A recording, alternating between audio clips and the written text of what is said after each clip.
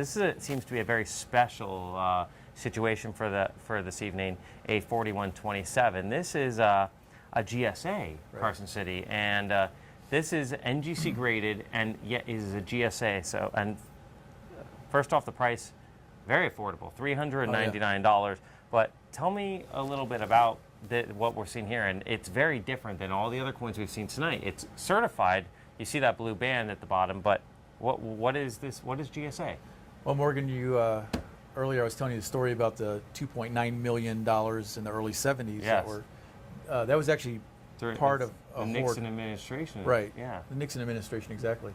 The remaining coins from that original Treasury hoard, which was more than $3 million, was actually turned over to the Government Services Administration. GSA. Government Services Administration. Okay. They were given the task of selling the remaining 2.9 million Morgan dollars or silver dollars via mail bid sales. There's actually five mail bid sales held through the early 70s to liquidate the remaining coins. The case you're looking at here, the black case that says Carson City and circulated, that's the original case that was designed and manufactured by the GSA. Wow. To sell these coins, to market and sell these coins. They placed ads in papers around the country. I think there was even radio, TV spots.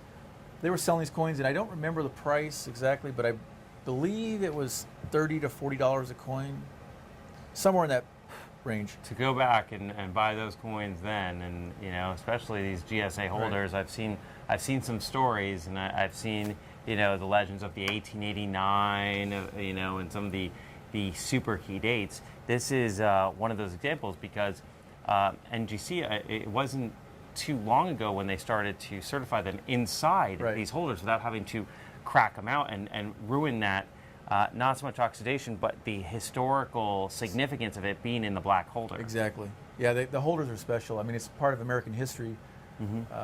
It's hard to, some people say, well, 70s wasn't that long ago. In 100 years, for the sake of posterity, NGC did come up with this innovative idea to put the blue band to keep the coin in the holder. And collectors love them, and kudos to that, because you can get this, and it does come with the black box and the paperwork as well. So there's a whole presentation that comes with it, $399, and we have this right tonight. And if you do want a higher grade of this, we would have it available. If you want a lower grade, I would think we have it available. You'd have to just look on our website, and we have a number of these, available. But this at $399. I dare say this is the most affordable coin of the evening, and this is one that if you have been watching this and you want to pick up at least one coin tonight and we're waiting for the most affordable opportunity, this seems to be it. This seems to be that call out. I'm sure we have some flashing lights and bells and whistles going on right now. This is the one that you're going to want to just click buy right now, because this is probably the most affordable one, and it's not one you should just pass off and move on to the next thing, because it's a rare piece of history. It's also struck at the Carson City Mint, which we should elaborate on that a little bit. The Carson City Mint was established in Carson City, Nevada. The Comstock, early 1870s to facilitate. There was silver. Comstock lode was found in Nevada, and they, instead of shipping the silver to other branch mints, they said, let's put a mint here. Let's strike the coins here. Save on transportation costs. That makes sense. They didn't strike very many coins. No. The mintages of Carson City coins, there are a couple of exceptions, but even on the dollars especially, if you look at any, at the guidebook of United States coins and look at the mintage of Carson City dollars as opposed to Philadelphia or San Francisco, it's a fraction of the mintage. They're the rarest of the rare of Morgan dollars, and you have 96 different Morgan dollars in a complete set, but there are only 13 of them that are Carson City, the 78 to 85 and 89 to 93. Exactly. So this is, you have a number of reasons why you'd want to own this. It's a Carson City, and anyone who's in a Morgan dollar arena or a collector, or even as you start learning about it, there's always a little extra something, a little extra kind of pull that draws you to that double CC mint mark that you can see right there at the bottom reverse between the D and the O. There's Right. that's the first thing you look at whenever you Exactly. get a pile of Morgan dollars, whether it's a bag or a submission or something.